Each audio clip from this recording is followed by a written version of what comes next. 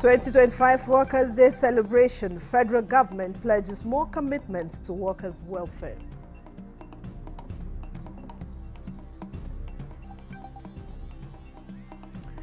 President Tinubu embarks on two-day visit to Katsina State.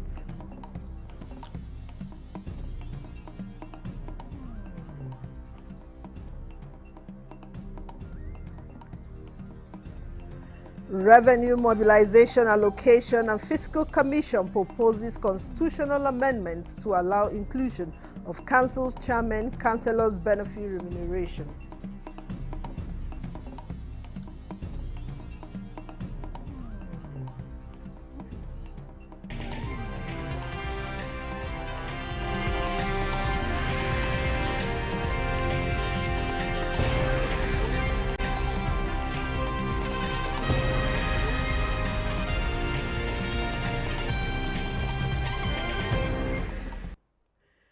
Happy Workers' Day to all the workers out there, and welcome to the news desk at 6 on NTA News 24. We are reaching you live from Abuja. I am Vivian Ezadifi. President Bola Ahmed Tinubu will depart Abuja for Katsina State on Friday for a two-day official visit. In a release by the Special Advisor to the President on Information and Strategy, Bayo Onanuga, during the visit, the President will meet with key stakeholders to assess the security situation in the state. He will commission the Katsina Agricultural Mechanized Center and a 24-kilometer dual carriageway completed by Governor Diko Umar Rada. President Tinubu will also honor an invitation to attend the wedding of the governor's daughter before returning to Abuja. Still with the President, President Bola Ahmed Tinubu is set to pay a one-day walking visit to Katsina State on Friday, May 2nd, to inaugurate two out of numerous projects initiated by Governor Diko Rada's administration. The State Commissioner for Information and Culture, Dr. Bala Salisu Zangu, disclosed this to journalists in Katsina. Suleiman Godongi reports. Of Aswaji's government and Malan Diko Umar Rada. Since 1999, this is the best government we have seen. There's no sentiment about it.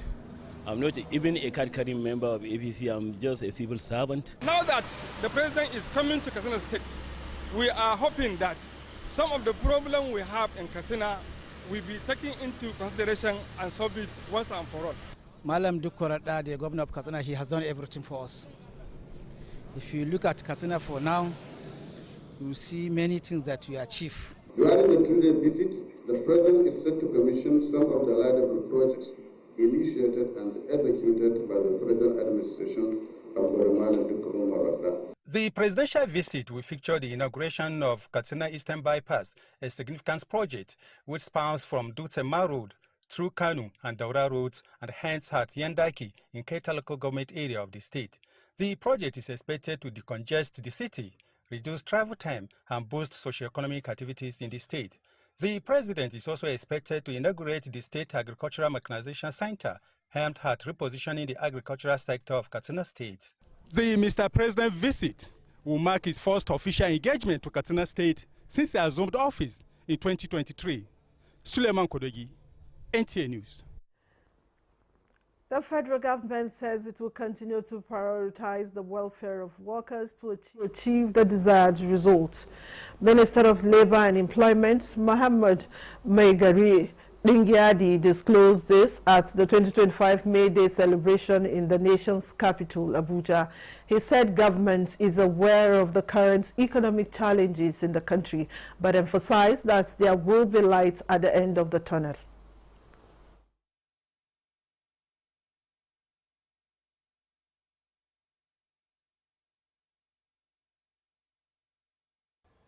The guiding principles of the coalition are centered around 6 thematic areas bordering on employment creation, social protection, sustainable enterprises, ensuring human dignity, addressing inequalities, and skills investment. These are in tandem with our national priorities, particularly the priority areas of our renewed hope agenda.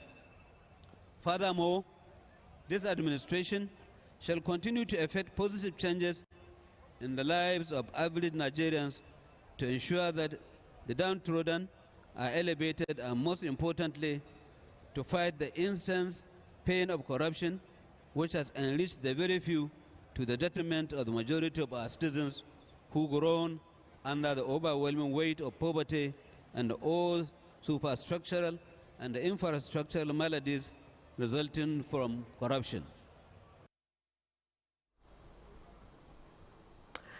Today indeed is a special day for workers, as May 1st every year is not just holiday for the Nigerian workers. It is also a reminder that every worker deserves fair wages, dignity and respect, a day to demand that no worker is left behind. These demands resounded through the Eagle Square earlier today as Nigerian workers gathered to mark the 2025 Labor Day under the rallying theme, reclaiming civic space amidst economic struggle. Ignatius Unko tells us more. As the city wakes, they are already on the move. The Nigerian workers whose hands build, serve and keep the wheel of the nation running. May 1st, Workers' Day. Inside the Eagle Square, it was a colorful and energetic event with the usual sights and sounds. Thousands of affiliate unions gathered to reaffirm their commitment to nation building.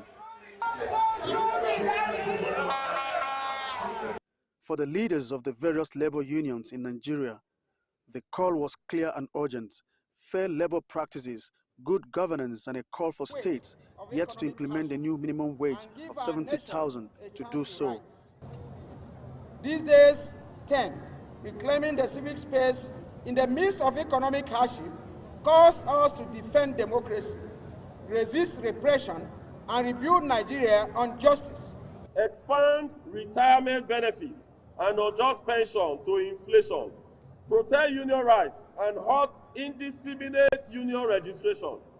The Ministry of Labor and Employment and the National Assembly noted their resolve to build bridges and transform the Nigerian workspace. The Federal Ministry of Labor and Employment has made significant strides in advancing labor policies, employment opportunities, and worker protection.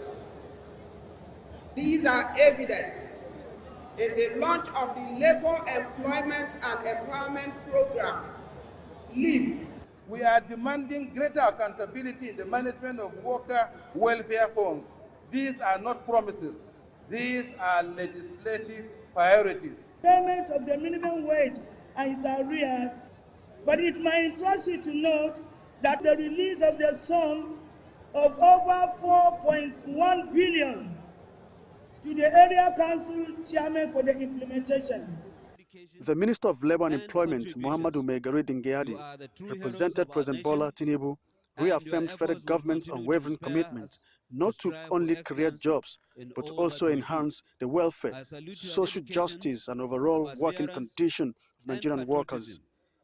This Workers' Day is a celebration of their achievements and a reminder of the limitless potential we hold as a united and determined people. Together, we shall continue to strive for a prosperous and equitable Nigeria of our dream. At the square, the eagles soar higher, lifted by the faces of resilience, demands the dignity of Nigerian worker and the reassurance of government. From the Eagle Square, Abuja, Ignatius Nkwo, NTA News. And from the President of the Senate, Godswill Akpabio, has commended Nigerian workers for their productivity, diligence, commitment to duty, and resilience even in the face of socio-economic challenges. Akpabio, in a statement, acknowledged the hard work and dedication of Nigerian workers, noting that they have always placed the nation above all considerations. The Senate President assured that the 10th National Assembly, under his leadership, will continue to prioritize the welfare, security, safety, and the conditions of service of the workers, noting that labor-friendly legislations will be accorded their deserved attention. Akpabio also promised to ensure that the rights of workers are duly guaranteed and complied with, adding that no Nigerian worker will be victimized on account of expressing himself or herself, either in demanding for their rights or seeking legal redress. He said Nigerian workers are our pride and we will not shrink our responsibility, working together with the executive to address workers' concerns and create opportunities for growth and prosperity, as together we shall build a brighter future for Nigerian workers and our great nation. Still on Workers' Day, Speaker of the House of Representatives Tajuddin Abbas says workers deserve better welfare, while commending Labour Union for showing understanding with the Tinubu administration despite difficult economic realities. On May Day, Speaker Abbas emphasized that the contributions of workers to the growth and development of the country cannot be quantified, pledging that Parliament will continue to recognize workers as partners in progress. The Speaker advocates more productivity from workers, noting that only citizens can sustain their fatherland. Similarly, Deputy Speaker of the House, Benjamin Kalu, recalls the effort of President Bola Tinubu's administration to enhance the welfare of civil servants, particularly the swift approval of the increased minimum wage by the National Assembly. He urges patience and support for federal government initiatives, emphasizing that economic reforms embarked upon by the Tinubu administration will yield long-term benefit as workers stand in solidarity with the government. In the meantime, Nigeria's First Lady Oluremi Tinubu has expressed heartfelt gratitude and felicitation to all Nigerian workers for their commitment to nation building. In her message marking this year's Workers' Day celebration, the First Lady praised that their efforts will continue to yield fruits while the nation always upholds the value of their labor. She describes this year's celebration as a reminder of the dignity of labor and the importance of creating opportunities that are fair to all, while saluting the men and women who rise each day to go to work and support our economy. The First Lady notes that across all sectors, whether public or private, formal or informal, Nigerian workers remain the backbone of development and the driving force behind the nation's progress. She wishes them all a happy Workers' Day celebration and prays that the nation continues to prosper and grow in leaps and bounds.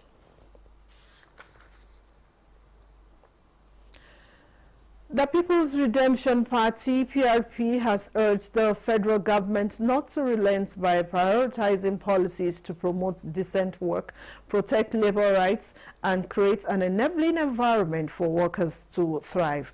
A statement by PRP's National Publicity Secretary, Comrade Mohammed Ishaq, says the party celebrates with Nigerian workers.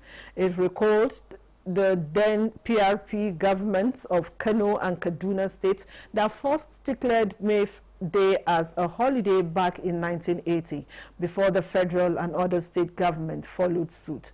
In 1981, May Day was officially adopted as a national holiday.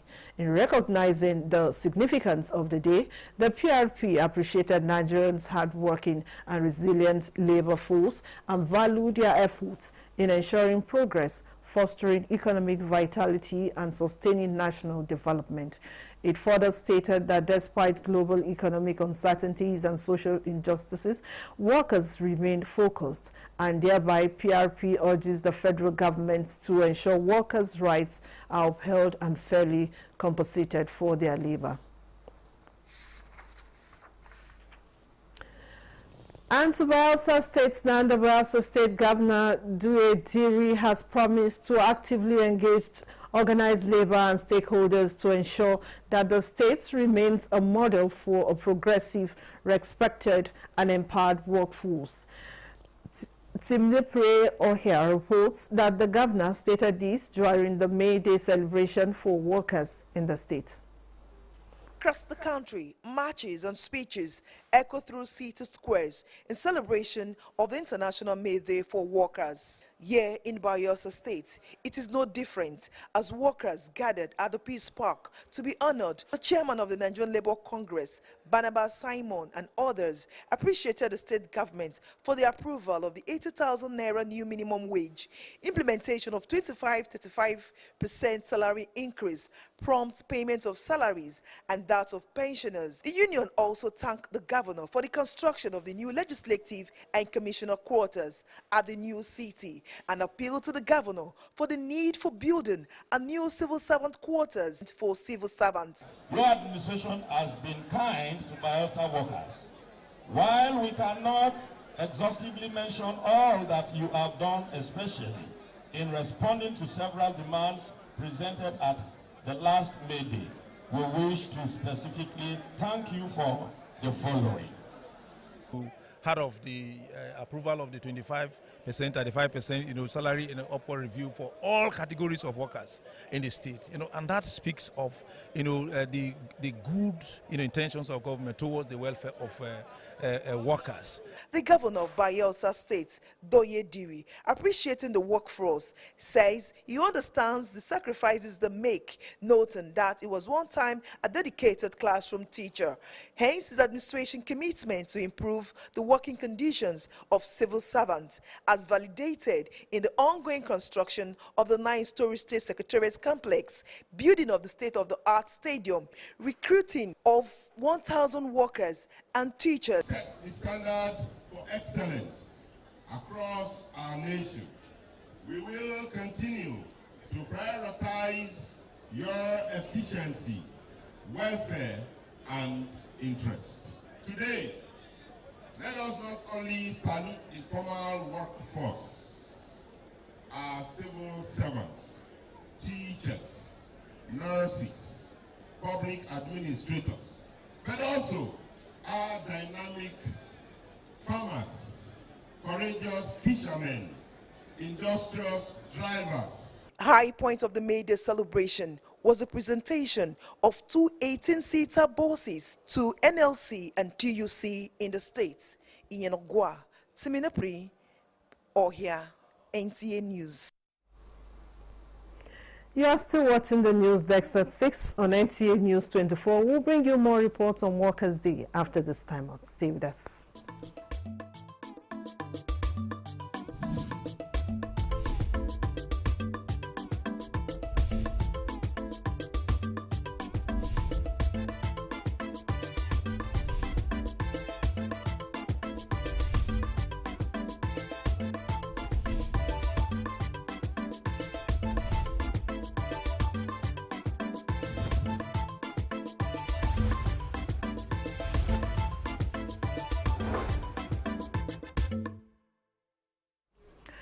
Welcome back.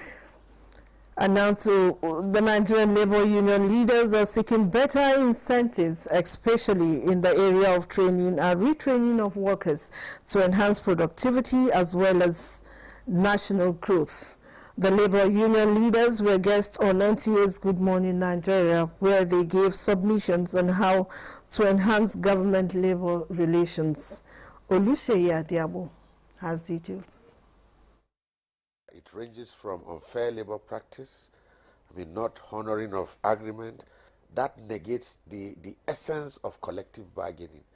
So beside that, we also discover in some workplaces, our workers work in excess of the stipulated time frame.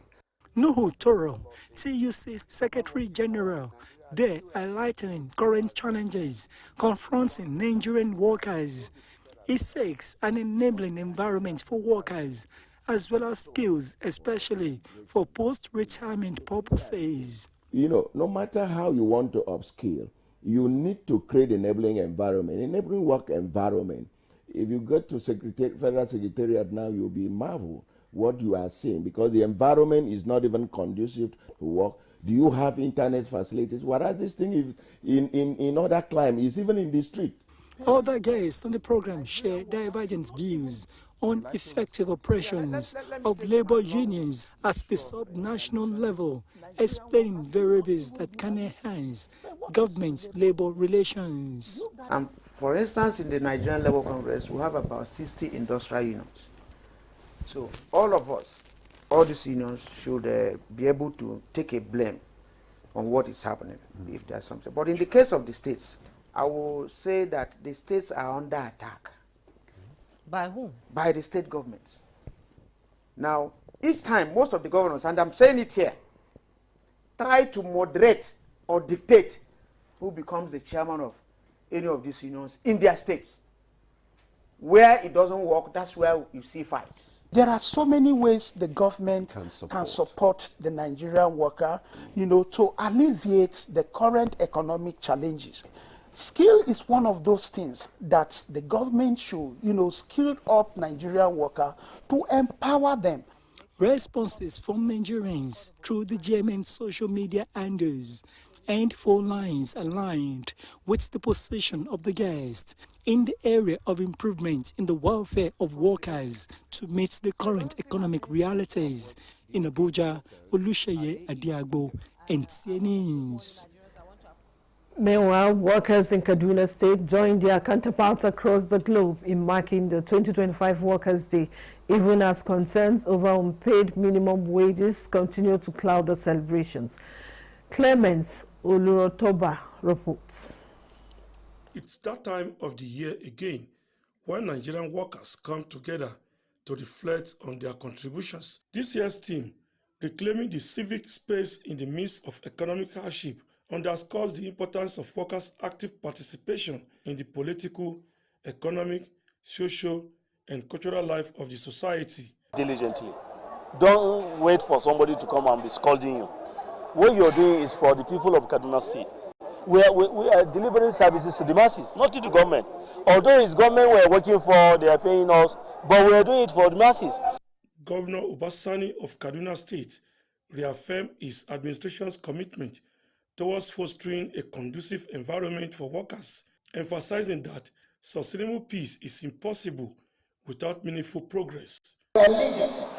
We must find a way to move our step forward. That is the responsibility of a leader. You don't cry, you make progress. That is how we can progress. Workers took turn to participate in a colorful march past, showcasing unity and resilience.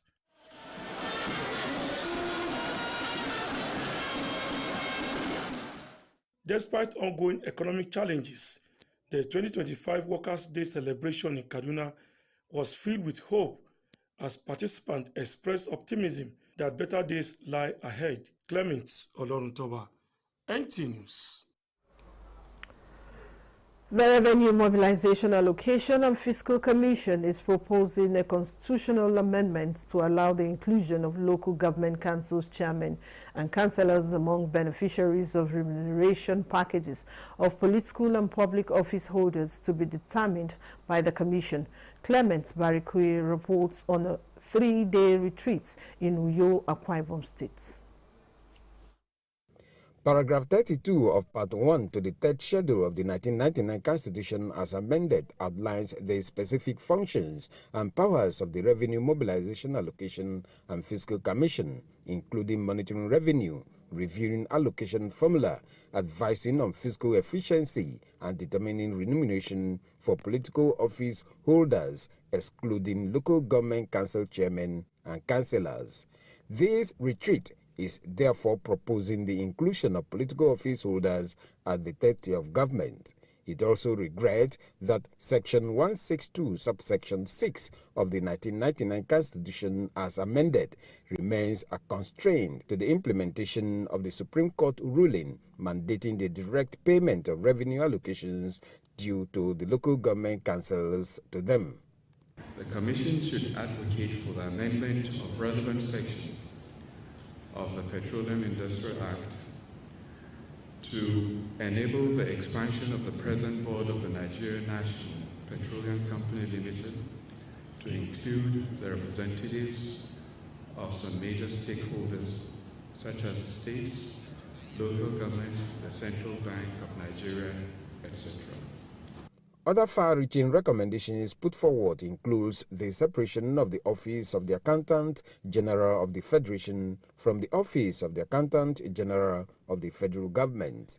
Rising from here, RAMFAC hopes to establish a national revenue dashboard to interface with all revenue-generating agencies for digital real-time monitoring of revenue inflows.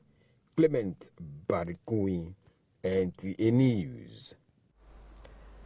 Normalcy has returned to Maiduguri, the Borno state capital, following a pandemonium that occurred last night when an ordnance at one of the ammunition storage facilities in Giwa Barracks exploded.